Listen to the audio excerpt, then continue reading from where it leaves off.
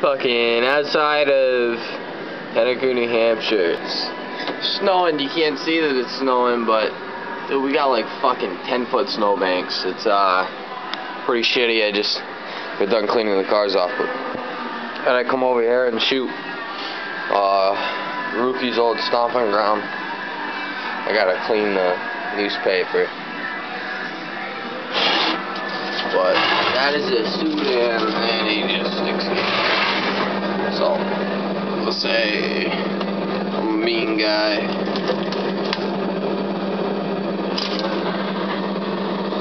There we go. See now, when Rookie passed away, Salsa took, Sudan was living with all three of them, and all three got along great. And that's why we did it. We tested it, we introduced them a few times, and they just hit it off. So, and the Sudan's like, he's skittish, he doesn't want to be picked up, but he would never hurt anybody. He'll eat whatever. It's like a little garbage disposal.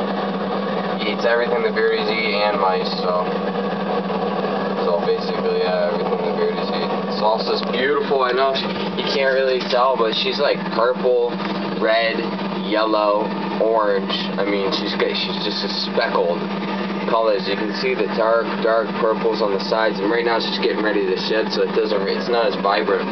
Plus this UV bulb is now getting replaced. So, but to elaborate on the deal with Rookie,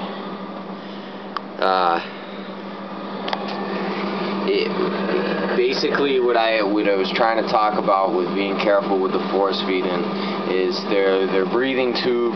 When the liquid gets down in there, it's called aspiration. It's pretty common to happen with somebody unexperienced with force feeding. The thing that sucks is I've been force feeding for like 5 years, and he was so weak that it basically, you know, I needed to shove that thing down into his stomach and put the food in his stomach, not try to have him eat it. I was trying to just put it in his mouth and squirt it in and have him eat it, and by doing that he was so weak he couldn't swallow. It was sitting in his mouth and getting into his breath tube, and I put him in his cage like nothing was wrong, and lo and behold, I go check on him in an hour, and it was a pretty fucking traumatic experience.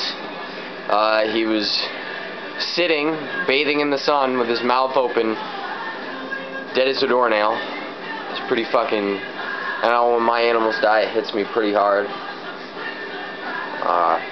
I'm a bitch when it comes to my pets dying. I've always told people, and they call me a little bit crazy for it, I'd kill a person before I kill an animal. So, but yeah, these are their babies, you know. The little guy I talked about, pulled him out of his egg a week after I thought the egg was bad, but I cut the egg open, he's born, and he's active. He had about 50 crickets in here, there's probably 10 left. He's got a little bit of green on his nose. I need to clean his cage. Today's going to be a cleaning day. And then over here to this guy in his water, so I don't think he has mites, I think he's just hot. I just gave him UV. You really need to give your pets UV. He actually went through a period where he didn't have UV for only a month. He didn't have UV, and his whole entire body started twitching. If your dragon does that, buy a UV mercury vapor bulb. Just fucking buy one, dude. Spend the $60. Spend the $40 if you go to petmountain.com and fucking buy it. Throw it on him. Give him some critical care by Oxbow, and he'll be fine. He's perfect now. He's more active than he's ever been in his whole life with this new mercury vapor.